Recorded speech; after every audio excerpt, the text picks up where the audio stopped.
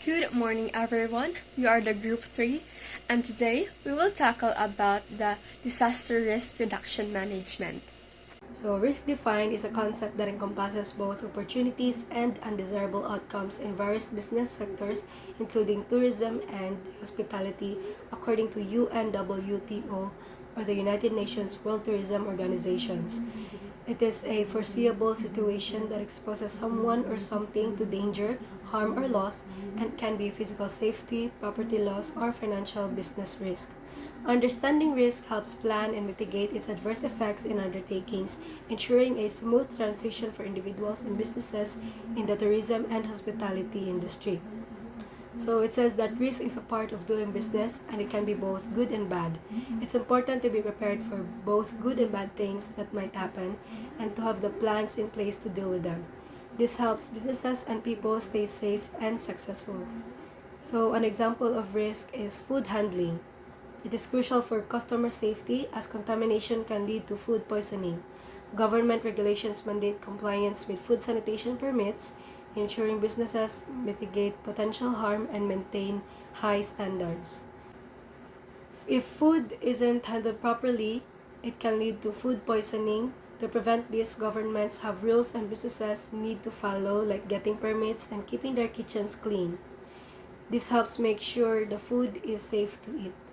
So another example is it is inevitable practice in both tourism and hospitality business to get the necessary information about their guests and clientele for security reasons, not only on the part of the guest, but also on the part of the management as well.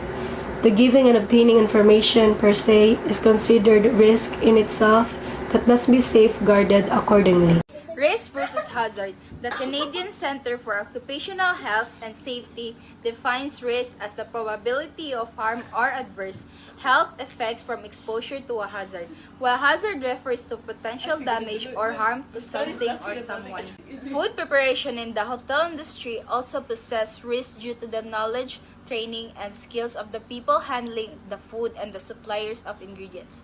Risk management, as defined in ISO 31000, involves identifying, evaluating, and prioritizing risk, followed by coordinated and economical resource application to minimize, monitor, and control the probability of unfortunate events. Close coordination with key people in an organization is essential for controlling unfortunate events. Sources of risk. Risk can come from various sources like the following: uncertainty in the financial markets, threats from project failures, legal liabilities, credit risk, accidents, natural causes and disasters, deliberate attack from adversary, events of uncertain or unpredictable root cause. Uncertainty in financial markets.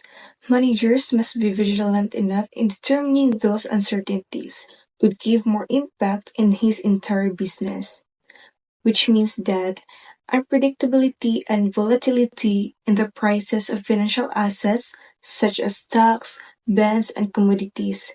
This can be caused by a variety of factors such as economic indicators, geopolitical events, and investor sentiment. Threats from project failures.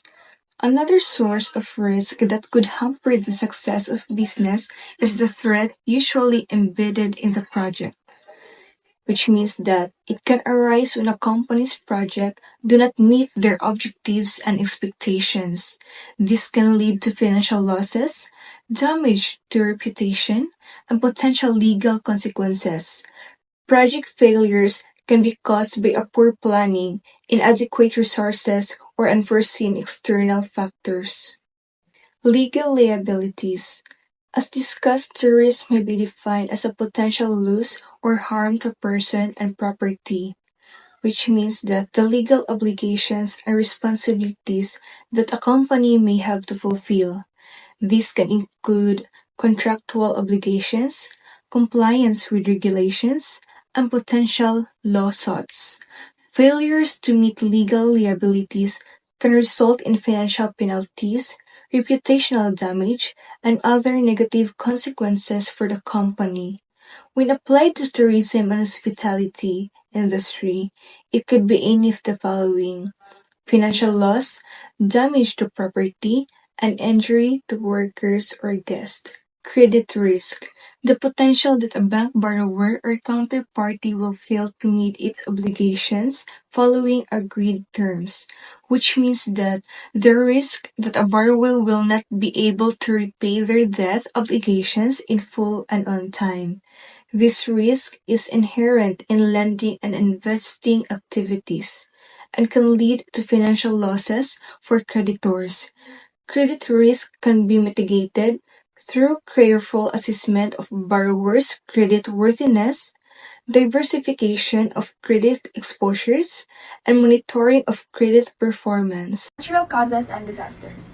The natural disasters may be categorized into three broad groups. The first one is caused by movements of the earth. The second one is the disasters related to weathers. And then the third are the floods, landslides, mudslides, and famine. Deliberate attack from adversary. Terrorism has become one of the more and more active and threatening calamities that affect the international community.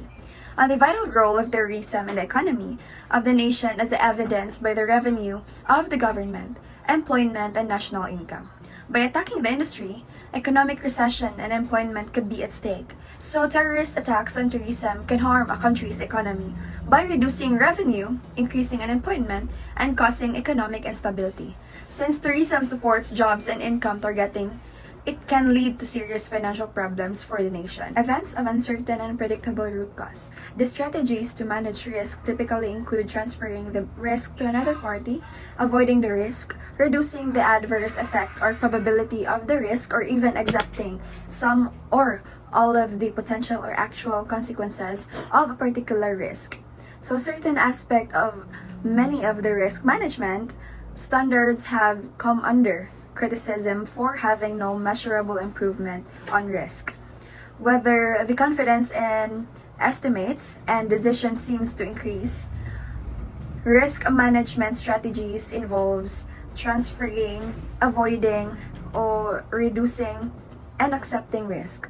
However, some approaches are criticized for not clearly reducing risk, even though they may give the appearance of better decision making. Strategies to manage threats, uncertainties with negative consequences. So here are the following of some strategies that can help to manage threats. The first one is to avoid the threat.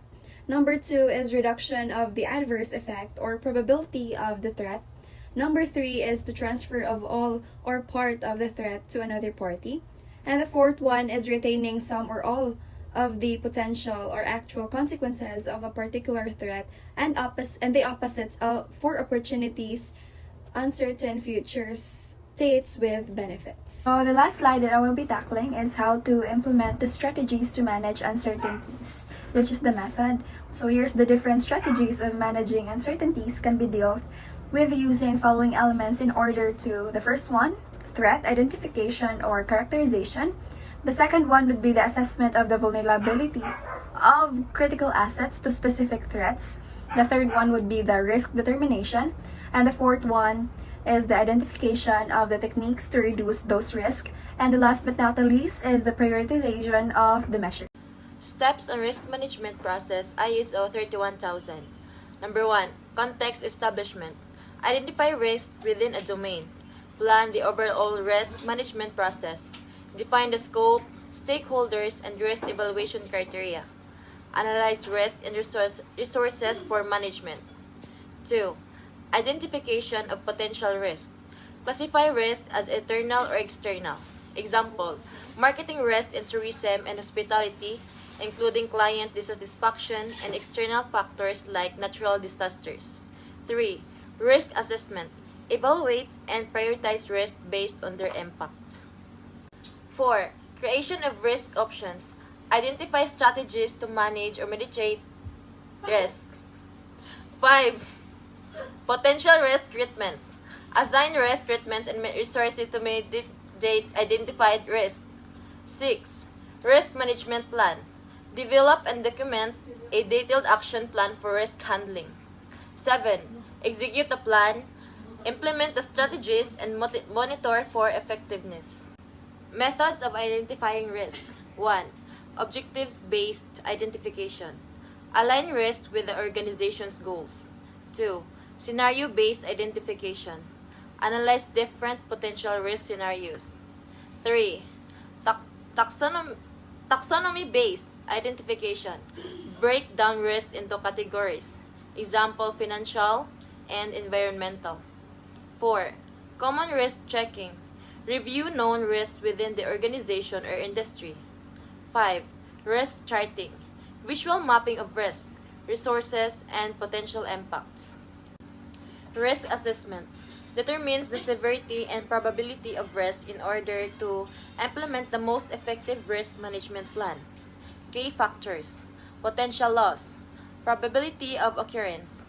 Risk assessment includes determining acceptable risk, where cost of countermeasures should not exceed potential loss. Risk options. 4 methods to mitigate risk. 1. Implement risk control measures from the start of a project. 2. Periodic reassessment of risk to adapt processes. 3. Transfer risk to external agencies. Example is insurance. 4. Avoid risk by ceasing high-risk operations. Potential risk. There are 4 potential risk treatments. So the first one is avoidance. Eliminates risk entirely by not engaging in hazardous activities. Example, hotel allergen avoidance strategies. Followed by reduction. Minimize the impact of risks that cannot be eradicated. Example, tourism management in high disaster-prone areas. And third one, sharing. Transfer the risk burden to another party. So, example, when a business buys property insurance, it transfers the financial risk of damages or loss to the insurance company. And lastly, retention. Accept the risk and budget for it.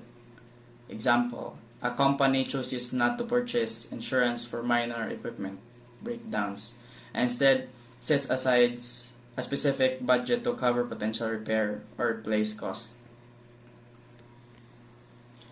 So these 4 mentioned treatments will help aid the damages of the potential risk. So next topic is research insight. First is risk avoidance. Effective in allergen management in hotels and hygiene law enforcement in Ghana. Then risk reduction. Essential in tourism for disaster-prone regions like Northland, New Zealand. And last, risk sharing. Transferring in financial risk to another entity in the hospitality. The next one. To make a risk management plan. The following are the risk management plan. Number 1, risk identification and consequences. Identify potential risks and their possible impact on project timelines, resources, or budget. Number 2, probability. Estimate the likelihood of each risk occurring. Number 3, impact. Assess the severity of each risk using a scale to measure its effect on the business. Number 4, priority. Rank risks based on their potential impact and urgency. And lastly, mitigation response. Outline strategies to reduce or eliminate identified risks.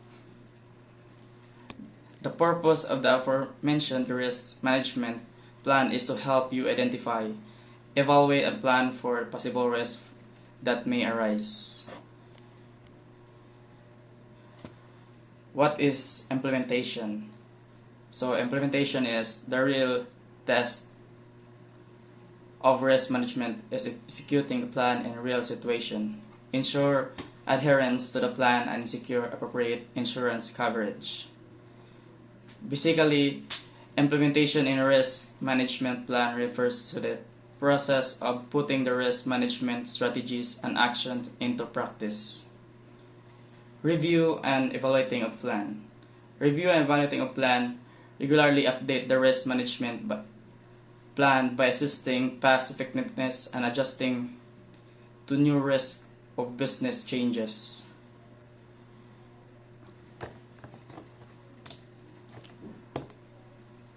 RA or Republic Act 10121, Philippine Disaster Risk Reduction Management Act of 2010 was signed into law by former President Gloria Macapagal.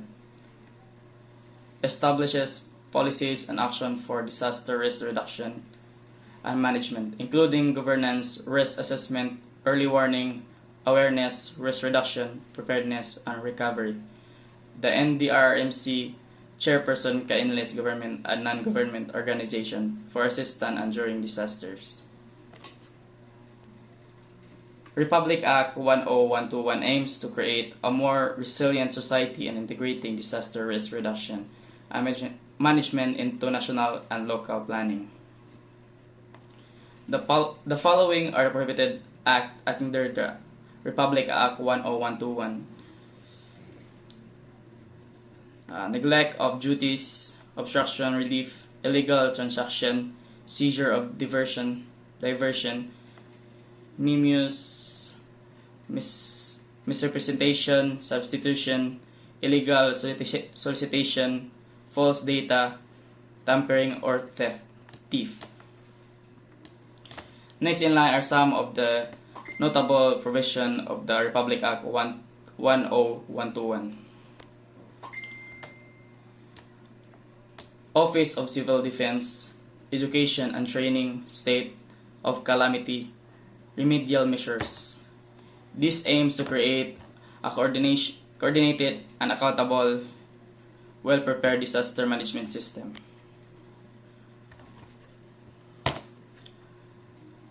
As what Mark A. Carter said, even in the darkest of times, God's people can still shine the light of hope. That's all. Thank you.